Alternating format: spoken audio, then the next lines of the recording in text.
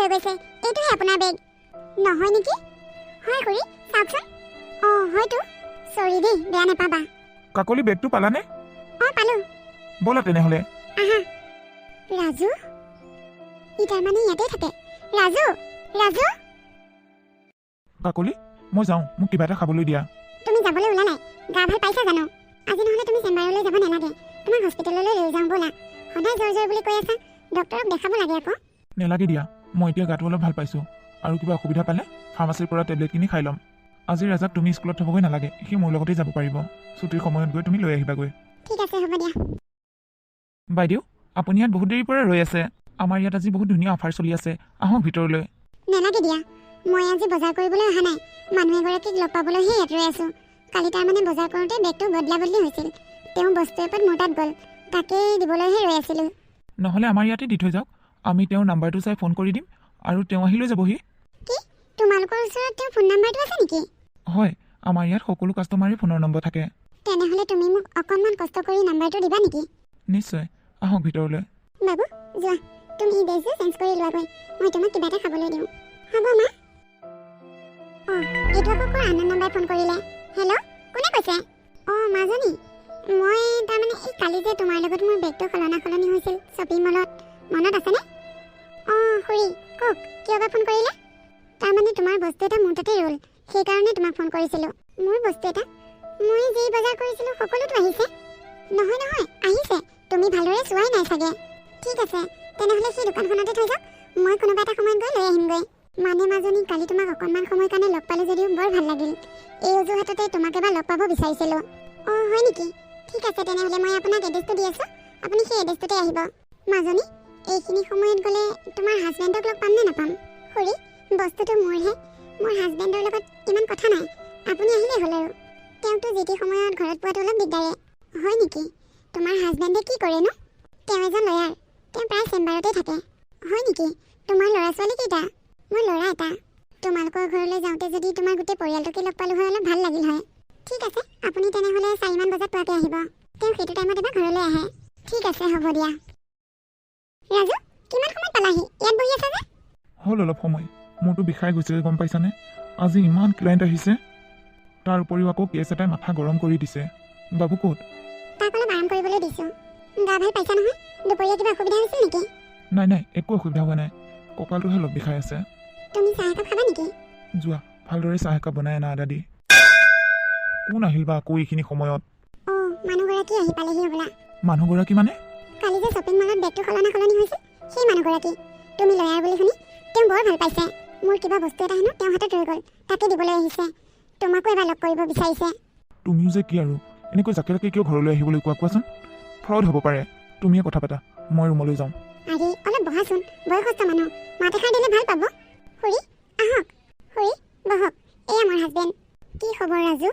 ঠিকে আছোঁ মই ঘৰত কোনো কেছৰ কথা নাপাতো আপোনাৰ যদি কিবা কেছৰ কথা আছে মোৰ চেম্বাৰলৈ যাব মই কোনো কেছৰ কাৰণে অহা নাই মই এবাৰ তোক চাবলৈহে আহিছোঁ খুৰী বহকচোন মই আপোনাৰ কাৰণে চাহ আনো নাই মাজনী মই চাহ নাখাওঁ চাহ নালাগে তোমালোকৰ লগত দুআষাৰ ভালদৰে কথা পাতিবলৈহে আহিছোঁ কালি তোমালোক দুয়োটাকে শ্বপিং মলত দেখাৰ পিছৰে পৰা মোৰ মনটোক মই একেবাৰে বুজাব পৰা নাই সেয়েহে আহি তোমালোকৰ ঘৰ ওলালোহি আচ্ছা ৰ'বচোন আপুনি মোৰ নামটো জানিলে কেনেকৈ কিয় নাজানিম তোৰ নামটো ময়ে ৰাখিছিলোঁ আপুনি তাৰমানে মোক আগৰ পৰাই চিনি পায় একেবাৰে গৰ্ভত থকাৰ পৰাই চিনি পাওঁ আপুনি এইবোৰ কি আবুল তাবুল বকিছে মোৰ মা দেউতাক আপুনি চিনি পায় নেকি খুব ভালদৰে চিনি পাওঁ আপুনি কি আমাৰ কিবা সম্পৰ্কীয় নেকি সঁচা কথা ক'বলৈ গ'লে মই তোৰ মা কাকলি মই তোমাক আগতেই কৈছিলোঁ এই মানুহগৰাকী ফ্ৰড এওঁক এতিয়াই ঘৰৰ পৰা বাহিৰ কৰি দিয়া খুৰী আপোনাৰ কিবা ভুল হৈছে তাৰমানে ৰাজু সৰু হৈ থাকোঁতেই তেওঁৰ মাক দেউতাক ঢুকালে তেওঁ আইতাকৰ লগতেই ডাঙৰ হৈছে তেওঁ এতিয়া জীয়াই আছেনে নাই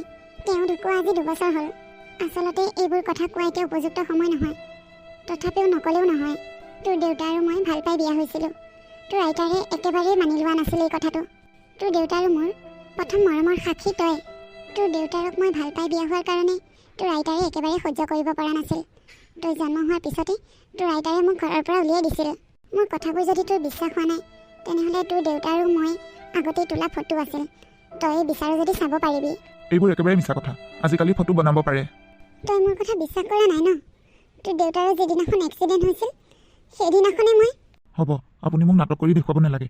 এইবোৰ নাটক মই চেম্বাৰত প্ৰায় দেখি থাকোঁ। খুৰী, আপোনাৰ নিশ্চয় ক'ৰবাত কিবা ভুল হৈছে। মাজনী, মাকে নিজৰ সন্তানক চিনি পাওঁতে কিবা ভুল হ'ব পাৰে। নহয় তাৰমানে খুৰী, হ'ব দিয়া, মই বুজিছোঁ। মই এতিয়া আহোঁ। কি হ'ল, তোমাৰ ইমান খং উঠিছেনে? কোনোবা এজনী মাইকী মানুহে আহি ক'বহি মই তোৰ মা, মই কি মানি ল'ম নেকি? মই কৈছিলোঁৱেই এই মানুহগৰাকী এগৰাকী ফ্ৰড। মানুহগৰাকীক মোৰ তেনেকুৱা লগা নাই। কিজানি তেওঁৰ পুতেকৰ লগত তোমাক দেখিবলৈ অকণমান একেই যেন লাগে। তেওঁ বয়স হৈছে, অকণমান খেলিমেলি হোৱাটো স্বাভাৱিক। এনেকুৱাওতো হ'ব পাৰে কিজানি মানুহগৰাকীয়ে সঁচা কথা কৈছে, তেওঁৱেই তোমাৰ মা। কি কথা কৈছা কাকলি? তাৰমানে কি আইতাই মোক ইমান দিনে মিছা কথা কৈ আছে? অঁ, আইতা যেতিয়া হস্পিটেলত পৰি আছিল তেতিয়া তুমি এটা কথা মন কৰিছিলানে? আইতাই যে কাৰোবাক বকি আছিল, কিবা মিনু নামৰ, আৰু তেওঁ কৈ আছিল সৰুৰ পৰা হেনো তেওঁ তোমাক অকলে ডাঙৰ কৰিছে। মোৰ মনে কয় আইতাই তোমাৰ মাকেই গালি পাৰি আছিল। অঁ, গালি কিয় নাপাৰিব? যিজনী মানুহে সন্তান জন্ম দিয়ে এৰি থৈ গুচি যাব পাৰে, আৰু সেই সন্তান কেনেকৈ আছে, কি কৰিছে, কি খাইছে, এদিনো খবৰ নোলোৱাকৈ থাকে, সেই মানুহগৰাকীয়ে এদিন ঘপকৈ আহি মোৰ ল'ৰা বুলি ক'ব, এই কথাটো আমি কেনেকৈ মানি ল'ব পাৰোঁ? আচলতে মাইকী মানুহবোৰ তেনেকুৱাই। কেতিয়াবা তুমিও এদিন বাবুক মোৰ ওচৰত এনেকৈ থৈ তুমিও গুচি যাবাগৈ। হেই, তুমি যে কি ফাল্টু কথাবোৰ কৈ থাকা। মই কথাবোৰ ভাবি একো পাত্তা পোৱা নাই। এজনী মাইকী মানুহ কিমান অসহায় আৰু অকলশৰীয়া হ'লে নিজৰ সন্তানক এনেকৈ কাৰোবাৰ ওচৰত অকলে এৰি থৈ গুচি যাবগৈ পাৰে। মানুহজনীয়ে কথাবোৰ ক'ব ওলাইছিলে নহয়, তুমিহে তেওঁক একো কথাবোৰ ভালদৰে ক'ব নিদিলা। চব কথাবোৰ শুনা হয় বুজি পালোঁ হয়। কিয় তাইৰ কথা শুনি থাকিম? আৰু কাকলি শুনা, এই মানুহজনীক যাতে আৰু কোনো দিনাখনে আমাৰ ঘৰলৈ আহিব নিদিয়া, আৰু তাই ফোন চোন কৰিলেও তুমি একদম ৰিচিভ নকৰিবা। ঠিক আছে, কিন্তু কোনো কিন্তু নাই, মোৰ কোনো মা চা নাই। মই যিটো জানো সেইটোৱে সত্য। মোৰতো ইমান ঘূৰাই দিছে এইবোৰ ভাবি ভাবি। এই ৰাজু, কি হৈছে তোমাৰ? কাকলি, ইমান চিন্তা কৰি আছা কিয়? মোৰ একো হোৱা নাই নহয়। হ'ব, তুমি বেছি ক'ব নালাগে। ৰবীন নহালৈকে মই তোমাৰ কথা নুশুনো। কি ৰাজু, এতিয়া গা কেনেকুৱা, ভাল পাইছনে নাই? মোৰ গা কেনেকুৱা, ভাল পাইছনে নাই সেইটো তইহে ক'ব পাৰিবি। তইহে ডক্তৰ। ৰোগীৰ ভাল বেয়াটো ডক্তৰেহে ক'ব পাৰিব। বৰ্তমান তই গাটো কেনেকুৱা পাইছ সেইটো ক। বৰ্তমান ভালেই লাগি আছে বাৰু। শুন, একো যদি প্ৰব্লেম নাই তেনেহ'লে ৰিলিজ দি দে, ঘৰলৈ যাওঁ, থাকি বৰ আমনি লাগিছে। এতিয়া ৰিলিজৰ কথা নক'বা। সকলোবোৰ চেকআপ কৰি ল'ব লাগিব, তাৰপিছত ৰিলিজৰ কথা। আজি কেইদিনমানৰ পৰা গাটো বেয়া বেয়া বুলি কৈ আছে। ইমান ডক্তৰক দেখাব কৈ আছো, নাই নাহে ডক্তৰৰ ঘৰলৈ। এতিয়া আনিছোঁ, ফুল চেকআপ কৰিব লাগিব। চেকআপৰ অবিহনে ঘৰলৈ যাব নোৱাৰা। যদি বেমাৰ বুলি গম পায়ে আছিলা তেনেহ'লে কিয় দেৰি কৰিছিলা? দেৰি কৰিলোঁ মানে? ঐ, তই মোৰ পৰা কি লুকুৱাইছ ক? মোৰ কিবা ডাঙৰ বেমাৰ হোৱা নাইতো, মানে কেঞ্চাৰ চেঞ্চাৰ? মই কি সোনকালে মৰি থাকিম নেকি? তই মৰি গ'লেই হ'ব নেকি? ল'ৰাটো দেখোন ডাঙৰ কৰিবই আছ। ৰবীন, ধেমালি কৰি নাথাকিবি দেই। মোৰ কি হৈছে সোনকালে কৈ দে। যদি মোৰ কিবা ডাঙৰ বেমাৰ হৈছে সোনকালে কৈ দে। মই এনেই হস্পিটেলৰ বিচনাত পৰি খৰচ বঢ়াই নাথাকোঁ। হ'ব, তই মনে মনে থাক, ৰোগী হৈ পৰি থাক বিচনাত। তোৰ আৰু দুটামান চেকআপ আছে, গোটেইখিনি চেকআপ কৰি হোৱাৰ পিছত মই কাকলিক সকলোবোৰ কথা বুজাই ক'ম। কাকলি, তুমি 2 ঘণ্টামানৰ পিছত মোৰ ওচৰলৈ আহিবা। ঠিক আছে। কাকলি, যদি কিবা মোৰ ডাঙৰ বেমাৰ হোৱা বুলি কৈ নহয়, তুমি কিন্তু মোক হস্পিটেলত ৰাখি নাথাকিবা, চিধা ঘৰলৈ লৈ যাবা। কি যে কথাবোৰ কৈ থাকা নহয় তুমি। যি কৈছোঁ মই সঁচা কথাই কৈছোঁ। হস্পিটেলৰ বিচনাত পৰি বিল বহাই থাকিব নোৱাৰোঁ। মোৰ যিখিনি টকা পইচা জমা জৰি আছে সেইখিনি টকা পইচা তোমালোকক লাগিব। মোৰ এটা ল'ৰা আছে, তাক পঢ়া শুনা খৰচৰ নামত বহুত টকা লাগিব। মোৰ বেমাৰতে যদি গোটেইবোৰ টকা খৰচ কৰা তেনেহ'লে পিছত তোমালোকে কেনেকৈ চলিবা? হ'ব, তুমি মনে মনে থাকা। মই ৰবীনৰ ওচৰৰ পৰা আহোঁ ৰ'বা। ৰবীন, এওঁ কি হৈছে বাৰু কোৱাচোন? এতিয়া তেওঁ চিকিৎসা কৰিবলৈও মানা কৰিছে। ঘৰলৈ যাওঁ বুলি হুলস্থুল লগাই আছে। তুমি কি ভাবিছা কাকলি? তাক ঘৰলৈ লৈ যোৱাৰ কথা ভাবিছা নেকি?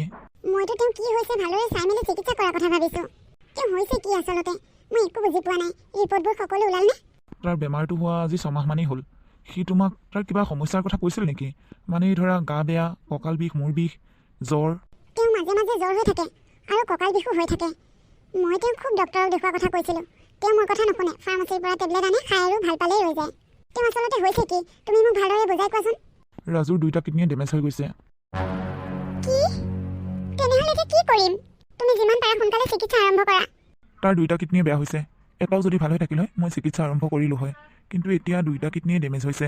এতিয়া কিডনী ট্ৰেন্সপ্লেণ্ট কৰিব লাগিব, তাৰ বাহিৰে আৰু উপায় নাই। তেনেহ'লে সোনকালে কৰি পেলোৱা, যিমান টকা খৰচ লাগে মই দিম। খৰচটো হ'বই, তাতকৈ এটা ডাঙৰ কথা ডনাৰ এজন লাগিব। তেনেহ'লে মই কিডনী ডনেট কৰিম। মোৰ কিডনী মেটচ হ'বনে নহয়? এইটো ইমান সহজ কথা নহয়। কিডনী ডনেট কৰিবলগীয়া হ'লে তাৰ পৰিয়ালৰ মানুহ লাগিব। তাৰ পৰিয়ালৰ মানুহ আছে নেকি বিচৰা? তেনেকুৱা কোনোবা মানুহ থাকিলে তাৰ লগত চব মিলিব লাগিব, তেতিয়াহে কিডনী ট্ৰেন্সপ্লেণ্ট কৰিব পৰা যাব। তেওঁলোকৰতো তেনেকুৱা পৰিয়ালৰ মানুহো নাই। তথাপিও মই চেষ্টা কৰিম বাৰু। আপোনালোকৰ ফালৰ পৰা যিমান পাৰে চেষ্টা কৰিবচোন। তুমি যিমান পাৰা সোনকালে চেষ্টা কৰিবা দেই কাকলি। সময় কিন্তু হাতত বেছি নাই। তেওঁতো মাক দেউতাকো কোনো নাই। কি কৰা যায় বাৰু? মই বহুত ডাঙৰ বিপদত পৰিছোঁ দেখোন। মই বাৰু আজি তোমালোকৰ ৰিলিজৰ ব্যৱস্থা কৰি দিম। তোমালোকে যিমান পাৰা সোনকালে ডনাৰ এজন বিচাৰি সোনকালে চিভিলত ভৰ্তি হ'বহি লাগিব কিন্তু। ঠিক আছে। আপোনাৰ কাগজখিনি লৈ মোৰ চেম্বাৰলৈ আহক, মই ওলাইছোঁ যাবলৈ। অঁ ঠিক আছে মই গোটেইখিনি চাই দিম বাৰু হ'ব দিয়ক ৰাখিছোঁ তুমি তাৰমানে আকৌ নতুন কেছ হাতত লৈছা অঁ ডক্টৰে কি কৈছিলে এতিয়া তুমি চেম্বাৰলৈ যাব ওলাইছা কিয় এতিয়া তুমি সম্পূৰ্ণ ৰেষ্টত থাকিব লাগিব আৰু কেইদিনমানৰ পিছত তোমাৰ অপাৰেশ্যন হ'ব তুমি চিন্তা কৰিব নালাগে এই কেছটো ল'লে মই বহুত টকা পাম আৰু এতিয়া আমাক টকা পইচা বহুত দৰকাৰ কি আল্টু ফাল্টু কথা কৈ থাকা তুমি যিটো সত্য সেইটোৱে কৈছোঁ মোৰ তোমাৰ কাৰণে বহুত বেয়া লাগে আমাৰ যদি ল'ৰাটো জন্ম নহ'ল হয় তেনেহ'লে মই মৰাৰ পিছত তুমি নতুনকৈ আৰু বেলেগ এজনৰ লগত বিয়া হৈ সংসাৰ কৰিব পাৰিলা হয় তুমি ইমান বেয়াকৈ ভাবিব পাৰিছা নেমাতিবা তুমি মোক ধেত মই ধেমালি কৰিছোঁ তুমি যদি আকৌ এবাৰ এনেকুৱা কথা কোৱা নহয় চাবা কিন্তু মই বাবুক লৈ মা ঘৰলৈ গুচি যামগৈ তুমি মোক এনেকুৱা অৱস্থাত থৈ গুচি যাবগৈ পাৰিবা জানো ভগৱানৰ ওচৰত দিনে ৰাতিয়ে প্ৰাৰ্থনা কৰিছোঁ নাজানো কি ভুল কৰিলোঁ ভগৱানে মোক ইমান ডাঙৰ শাস্তি দিছে আৰে তুমি কিয় ইমান চিন্তা কৰিছা মোৰ কিডনী ট্ৰেন্সপ্লেণ্ট হোৱাৰ পিছতে মই আকৌ আগৰ দৰে সুস্থ হৈ উঠিম চাবাচোন তুমি নাকান্দিবা তুমি কান্দিলে বৰ বেয়া দেখে বাবু ক'ত তাক মই স্কুলত থৈ আহোঁগৈ ৰ'বা নালাগে তুমি তাক থ'বগৈ নালাগে তুমি আৰাম কৰা মই তাক স্কুলত থৈ আহিম অঁ এইজনী দেখোন কাকলি মাজনী তুমি ইয়াত কি কৰি আছা অঁ খুৰী নাই এনেই ৰৈ আছোঁ এই বাবুক স্কুললৈ থ'ব আহিছিলোঁ তোমাৰ মনটো দেখোন আজি বৰকৈ সেমেকি আছে কিয় কিবা হৈছে নেকি নে ইয়াৰ লগত কিবা কাজিয়া কৰিলা নাই নাই খুৰী একো কাজিয়া কৰা নাই কিনো কাজিয়া কৰিম মোৰনো ক'ত মন সেমেকি আছে ঠিকে আছোতো মই মাকৰ আগত সন্তানে মিছা কথা কৈ সাৰিব পাৰে বুলি তুমি কেনেকৈ ভাবিলা তোমাৰ কিবা এটা হৈছে মই গম পাইছোঁ কোৱাচোন কি হৈছে নাই খুৰী একো হোৱা নাই তোমালোকে চাগে মোক এতিয়াও ভুল বুজি আছা ন সেইকাৰণে মোক ক'ব বিচৰা নাই নাই নাই খুৰী তেনেকুৱা কথা নহয় তেনেহ'লে তুমি মোৰ পৰা কিয় কথা লুকুৱাইছা কোৱাচোন তোমাৰ কি হৈছে খুৰী এখেতৰ 2টা কিডনী ডেমেজ হৈছে হে ভগৱান ডক্টৰে কি বুলি কৈছে ডক্টৰে কিডনী ট্ৰেন্সপ্লেণ্ট কৰাৰ কথা কৈছে এতিয়া ডনাৰ এজন প্ৰয়োজন মই কিডনী ট্ৰেন্সপ্লেণ্ট কৰিম বুলি ভাবিছিলোঁ কিন্তু ডক্টৰে কৈছে মোৰ কিডনী মেটচ নকৰিব হেনো তেওঁ তেজৰ সম্পৰ্ক মানুহ লাগিব তেনেহ'লে তাৰ পৰিয়ালৰ মানুহক খবৰ দিছানে নাই নাই কাকো খবৰ দিয়া নাই আইতাকৰ লগতে ৰিলেশ্যন আছিল তাৰ বাহিৰে আৰু বেলেগৰ লগত তেনেকুৱা ভাল সম্পৰ্ক নায়েই কোনেনো নিজে মৰি বেলেগক কিডনী ডনেট কৰিব সেইকাৰণে কাকো খবৰ দিয়া নাই কি কৰোঁ কি নকৰোঁ একো ভাবি পোৱা নাই বৰ চিন্তাত আছোঁ খুৰী মই গৈ থাকোঁ দিয়ক তেওঁ ঘৰত অকলে আছে ঠিক আছে যোৱা এসপ্তাহৰ পিছৰ কথা অঁ ৰবিন ক তই ঘৰতে আছ নে অফিচ গ'লি অঁ এই অফিচ যাব ওলাই আছোঁ তই অফিচ যাওঁতে মোৰ চেম্বাৰত এবাৰ সোমাই যাবিচোন কিয় কিবা কথা আছিল নেকি ভাল খবৰ এটা আছে ভাল খবৰ কি ভাল খবৰ ডনেটাৰ এজন পাইছোঁ ডনেটাৰজনৰ লগত তোৰ সকলোবোৰ মিল আছে 100%।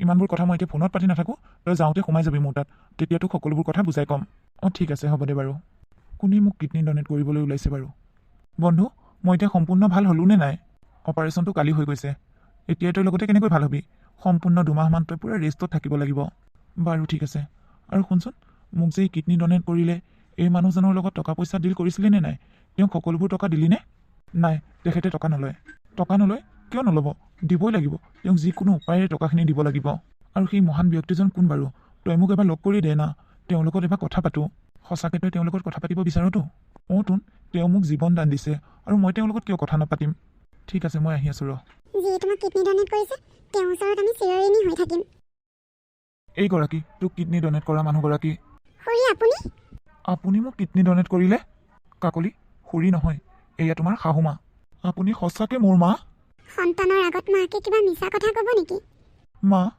মই তোমাক বহুত অপমান কৰিলোঁ আমাৰ ঘৰলৈ যাওঁতে তুমি মোক ক্ষমা কৰিবা হ'ব ৰাজু তই মোক ক্ষমা খুজিব নালাগে তোৰ মুখৰ পৰা মই এই মা শব্দটো শুনিবলৈ বহুত আশাৰে ৰৈ আছিলোঁ আজি মোৰ সমান আৰু সুখী কোনো নহয় বন্ধু তই মাক ভালদৰে চিকিৎসা কৰ তোক যিমান টকা লাগে মই দিম তই চিন্তা কৰিব নালাগে তোৰ মাৰ চিকিৎসা হৈ আছে মা আপুনি আমাক ক্ষমা কৰি দিব আমি আপোনাক ভুল বুজি আছিলোঁ মাজনী সন্তানে মাক দেউতাকৰ ওচৰত ক্ষমা নোখোজে নহয় নাপায় তোমালোকে সুখী হোৱা